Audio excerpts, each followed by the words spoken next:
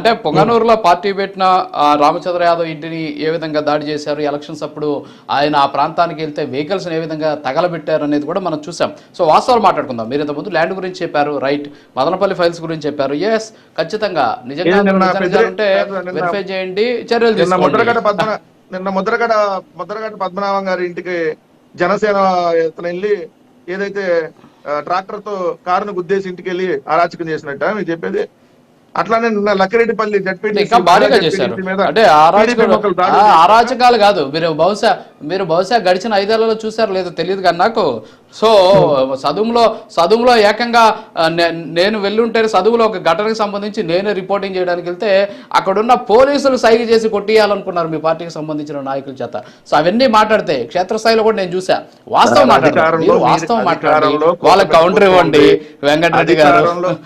కాదు కౌంటర్ ఇవ్వండి. ఇప్పుడు ఇంకొకటి, సరే రాఘవేంద్ర గారు ఇంకో ప్రశ్న అడిగారు. ఇప్పుడు జగన్మోహన్ రెడ్డి గారు ఇప్పుడు జనాల్లోకి రాబోతున్నారు.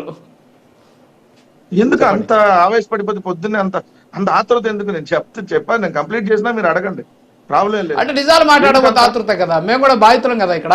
మీరేదో ఏమి జరగదని చెప్తారు, అది నా బాధ. మీరు నిజాలు మాట్లాడినప్పుడు సైలెంట్ గా ఉన్నాను నేను. రాజు గారు, మీరు బాధితుడైతే 8 నెలలుగా మీరు మరి ఈ కూటమి ప్రభుత్వంలో కంప్లైంట్ ఇచ్చారా వెళ్ళి? సరే, మా ప్రభుత్వం ఉన్నప్పుడు చర్యలు తీసుకోలేదన్నారు కదా.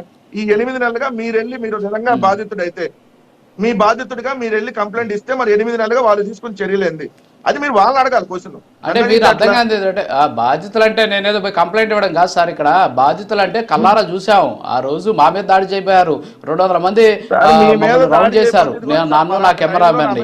సో వాస్తవం మాట్లాడుతున్నాం ఇక్కడ, మనం వాస్తవం మాట్లాడుతున్నాం సార్ వెంకటరెడ్డి గారు, వాస్తవాలే. మనం గుట్టగాల్చి మహాన్ అయ్యొద్దు. మీరు 8 అరాచకాలు గుట్టగాల్చి మొహాన్ వేయడం అనొద్దు, అరాచకాలు నేను మీకు మొత్తం ఎవిడెన్స్ తో సహా ఇస్తా. అంటే ఆ ఒక్కదాన్ని నేను ఖండిస్తున్నా మీ మాటలు, మిగతా అన్ని నేను ఓకే మీరు యాక్సెప్ట్ చేస్తా.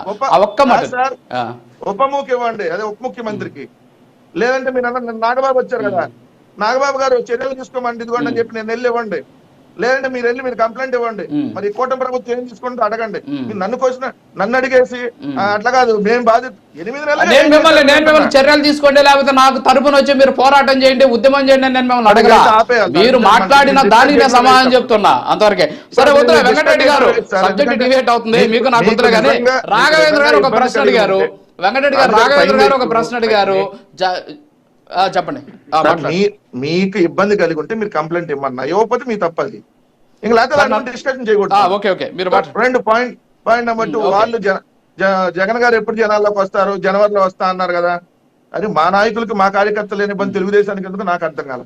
మేము ఎప్పుడు మేము బయటకు రాకుండానే రోజు వణికిపోతున్నారు కదా. లెగిస్తే జగన్, పడుకుంటే జగన్. మీకు అరే చంద్రబాబు నాయుడు గారు ఎందుకు అప్పులు ఎందుకు ఇన్ చేస్తున్నాడు, జగన్ గారి కారణం. దావోసీలు ఎందుకు పెట్టుబడి లేదంటే జగన్ గారి కారణం. అయ్యా మీ ఇంట్లో ఏదో ప్రాబ్లమ్స్ ఉన్నాయంటే ఎందుకు కారణం అంటే జగన్మోహన్ రెడ్డి గారి కారణం. ఏది జగన్ గారు ఇంకా బయటికి వచ్చి క్షేత్రస్థాయిలో పర్యటనలు చేయకుండానే జగన్ గారు ఎప్పుడు వస్తారు? జనవరి వస్తున్నారు. ఏ జనవరి? మీకు ఎందుకు జనవరి కాదు, ఫిబ్రవరితో లేదా మార్చిలో వస్తాం. మీ కార్యకర్తలు నిద్రపోవట్లా, అడుగు వచ్చి పులి వచ్చి అదిగో పులి అదిగో. మీరందరూ మాట్లాడినప్పుడు విన్నా కదా, మీరందరూ మాట్లాడినప్పుడు మీరు కూడా వినాలి కదా. మీ కార్యకర్తలకన్నా సమాధానం చెప్పుకోండి, మీకు రెస్పాన్సిబిలిటీ అంటే మీ కార్యకర్తలకన్నా సమాధానం చెప్పుకోండి. మా కార్యకర్తలు మీరు చెబుతానే కానీ మీరు కొట్టుకోకుండా చక్కగా పరిపాలించమని చెబుతున్నాం. దాని చెప్పాలి సార్. నాగబాబు గారు నిన్న మాట్లాడినటువంటి మాటల గురించి ఒకటి చెప్పాలి.